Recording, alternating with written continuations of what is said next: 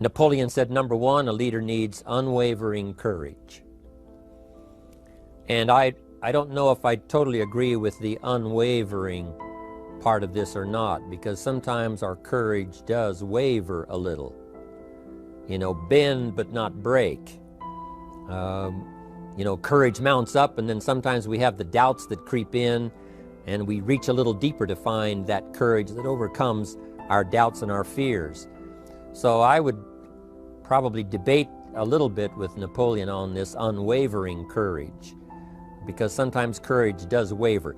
But as long as it stays, as long as in the end there it is to serve you, the courage to do what you didn't think you could do, the courage to step into territory that might be a little unfamiliar, the courage to talk to somebody you don't know, the courage to attempt conducting a meeting, the courage to give your first testimonial, the courage to, you know, solve problems you couldn't solve before, that kind of courage. The courage to stand up when it's sort of dark in your corner, the courage to do it when it isn't going your way, seemingly. The courage to try to have a good day in the midst of a bad day, that kind of courage. Wavering a little at times, yes, because we all have doubts that attack us. We all have small fears that creep in. That is the nature of life. But that's what faith is all about. That's what courage is all about. To serve us when our doubts will not serve us well. Faith to overcome fear, and courage to overcome our doubts. But that is a good quality, a good attribute for a leader, and that's unwavering courage. Second, Napoleon said, self-control. That, of course, is the very essence of life itself, is self-control. Because we all have this warfare going on. You know, it's going on in the world, the warfare between liberty and tyranny. In our own body, the warfare between health and illness, the struggle is on. The struggle between light and darkness, the struggle between good and evil. I call it opposites in conflict. And as soon as you're born into the world, as soon as you find yourself and discover yourself on this spinning planet headed somewhere, you know that this exists. To be a civilized society, we must drive the dark side of our nature into a small corner and let the positive side flourish. Early, we must learn to exercise self-control. Power is a wonderful thing, but it must be exercised properly. It must be exercised to benefit and not to destruction. So self-control is certainly necessary to be a strong leader, so that you can become the best example. The example of having your temper well managed, to having that dark side of your nature under control. The best example of choosing wise words and not being careless, that kind of control. Control of your appetite, control of your desires, so that they fit into the positive side of life and not the negative side. Self-control, very important. Then he said, a leader must have a keen sense of justice. How very true. Justice we become familiar with, you know, even when we're small.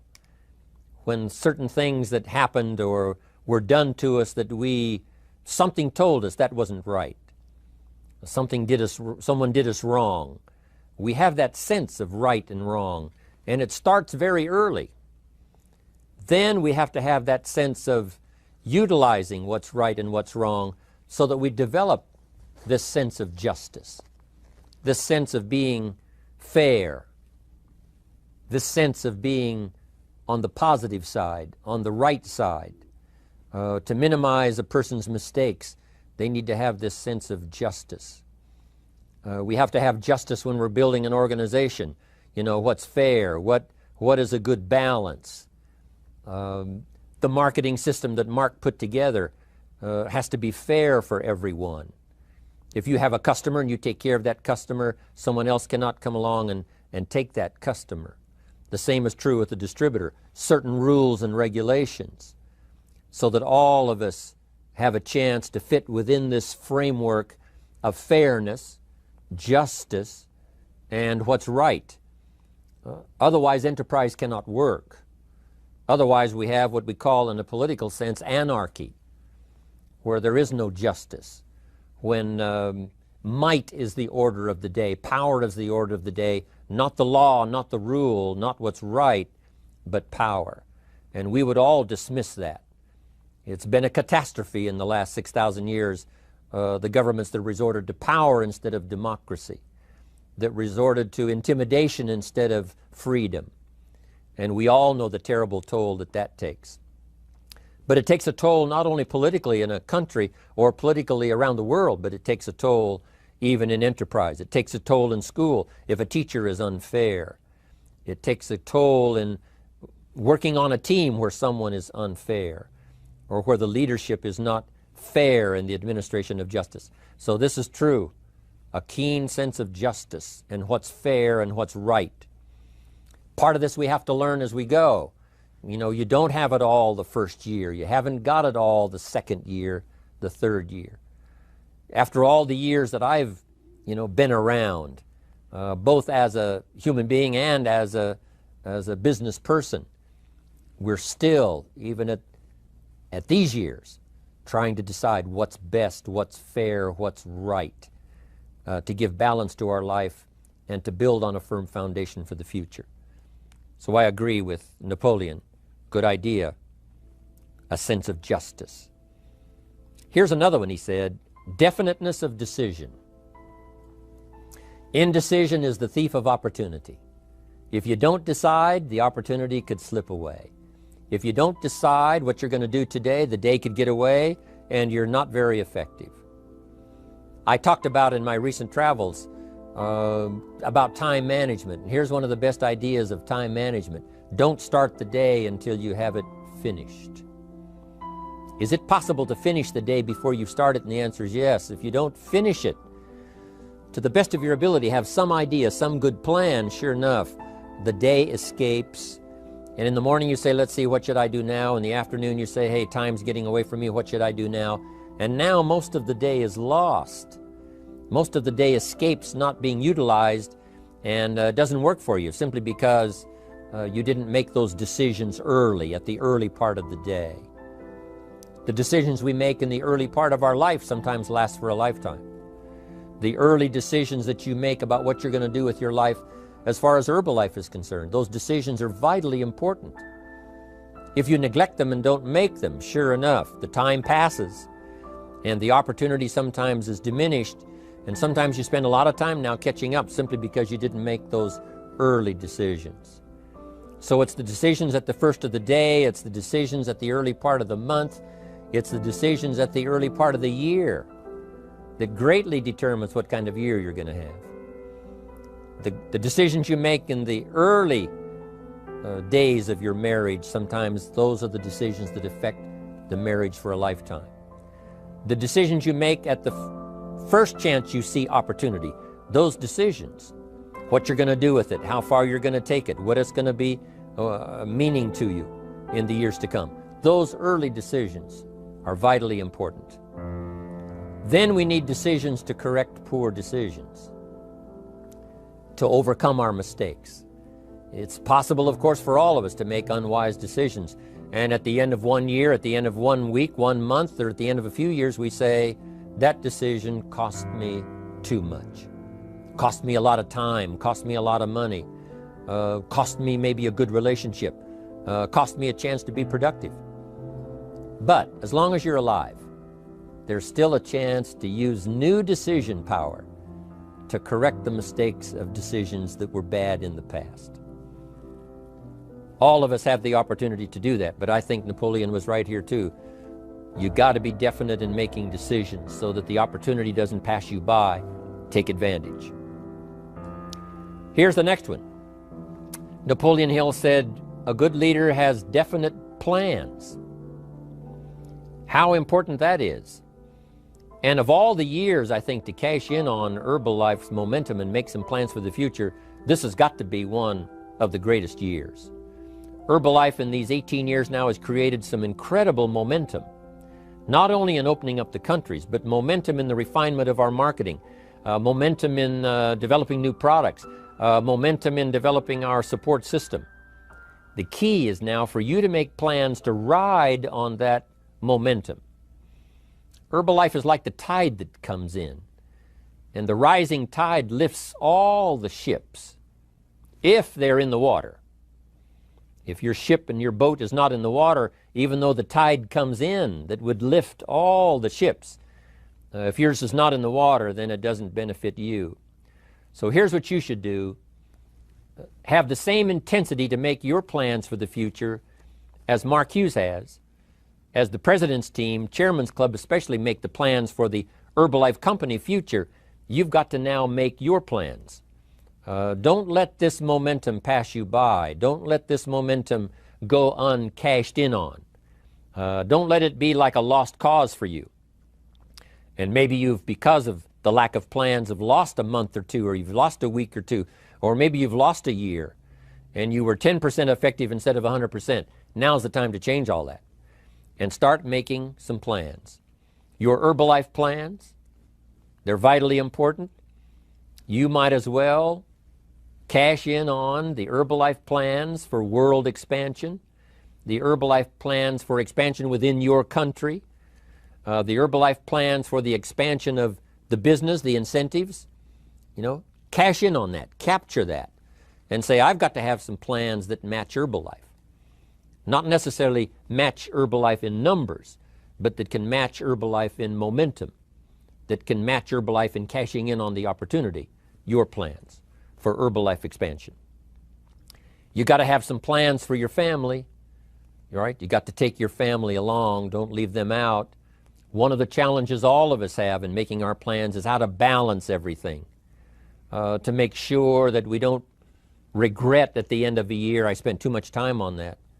I spent too much money. And then if you have, say, how can I not do that again? And construct some better plans so that you won't have any regrets at the end of a year to come, 5 years to come, 3 or 4, 5 years to come. Definite plans. The plans for the use of your money. One thing I've admired about Mark Hughes since I've met him all those years ago, once he started becoming successful, he had a splendid plan, not only for his personal success in terms of financial security, but in terms of the company. Because Mark has to look after the company and make sure that the company is secure, that the company has plenty of reserves, so that no matter what happens around the world, and when you're doing business in 37 countries, you can imagine what the challenge is to make sure the plans for each country are there, the backup plans, the financial plans, as well as products and opportunity and marketing. It is a challenge beyond comprehension to most of us what kind of planning that takes in terms of trying to make Herbalife secure for the future. I described it in one of the summit classes as Mark takes the same pledge that the President of the United States takes, and that is to preserve and protect and defend the Constitution, says the President. But Mark has to preserve and protect and defend the company to make sure it's viable, not just in America where it started, but all around the world in each country. It's an awesome responsibility. But now for you, your plans to be financially secure. If you're starting to make some big money in Herbalife, I'm telling you, you got to have a good plan for your resources so that you find yourself secure regardless of what happens. I agree with Napoleon here. You got to have good plans. One more on plans, and that is the plan for your personal development. The plan to be better this year than last year. The plan to take the classes, attend the workshops, do everything you possibly can to show personal progress, not just financial progress, not just the progress of having one more car or one more home, but the progress of personality, the progress of communication skills, the progress of recruiting skills, the progress in how to deal with people, progress in using your influence so that it multiplies its power by 5 by 10 versus what it used to be. You need those kind of plans. A plan for personal growth, personal development, a plan to be all that you can possibly be in the years to come as you develop your Herbalife business and your life business and your family business, all of that. Got to have good plans. Next, Napoleon Hill had a good saying. It was something my father had and passed it on to me as a good philosophy, and here's what he said. A good leader has the habit of doing more than what he gets paid for. What an incredible philosophy this is. The habit of doing more than you get paid for. It's what we call the service that you put out like seeds in the ground that doesn't bring the harvest immediately, but the harvest is yet to come. It's called like putting out the capital in capitalism. Doing more than you get paid for means that you're getting ready for the next move up. Because if you do more than you get paid for, you've made an investment. The average person might think if I do more than the company requires, then they're ripping me off. I'm not getting paid for that extra time, that extra attention. But you must not view it that way. You must say, I'm getting there a little earlier, staying a little later, as an investment in my own personal future. Because I want that kind of reputation. I want that kind of philosophy to work in my life. Do more than you get paid for. And this philosophy works incredibly well in Herbalife. You make the Herbalife sale of the Herbalife products. Now you must do more than you've gotten paid for. Right? They've got the product, you've got the money. But you can't stop your investment there. Now you must develop the investment in time, effort, and energy in turning that new customer into a testimonial. And sometimes that's the most difficult work, the work after the sale. Because the sale might be fairly easy. Someone says, hey, I've been looking for this product, I need it, here's my money. But now you've got to stay with them, make sure they don't just buy the product, but that they use the product. And that they don't just use the product, they keep using the product. That's the work after the sale. But if you learn to make that kind of an investment and do more than you get immediately paid for, the payoff in the future can be fantastic. Because as we all know in Herbalife, what really pays off is not a sale of the product. What really pays off is a testimonial. A testimonial that gives you more sales than you can keep up with. A testimonial that takes you places you could never go by yourself, introduces you to people you'd never see on your own. That kind of investment is so powerful. So you do more than you get paid for up front. It's happened for me, making the investment. When I first started lecturing 36 years ago, I talked to high school classes, college classes, service clubs, and I gave it all away. I went and talked for free. Someone said, Mr. Rohn, would you come and do this breakfast talk? I said, sure. Could you do this luncheon talk for this service club? I said, of course. And all of that in the beginning was for free. Primarily because I'd made my fortune, I didn't need the money, but I did it for free, but look what it's made for me by giving that kind of service in those early days. And finally it led to business and led to an enterprise. And I was giving the seminar all those years ago here in Los Angeles, and Mark Hughes was in my audience. So what you don't get paid for, don't worry about that. Just render the service with the vision of the future that it'll come back multiplied if you have this kind of habit, this kind of philosophy.